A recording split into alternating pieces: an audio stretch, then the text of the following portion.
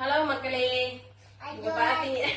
இப்ப பாத்தீங்கன்னா நான் வந்து சந்தைக்கு போயிட்டு வந்தேன். சோ காயெல்லாம் வாங்கி வச்சிட்டேன்.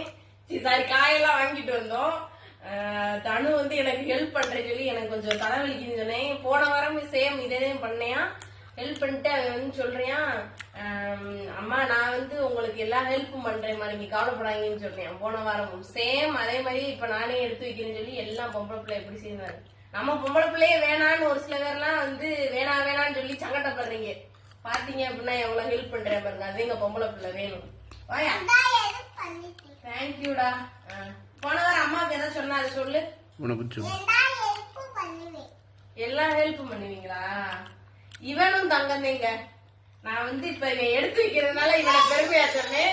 இவனும் தங்கந்தே. ஆனா பெண் குழந்தை 2 பேருமே சமமா பாக்கணும். அவ்வளவுதான். என்ன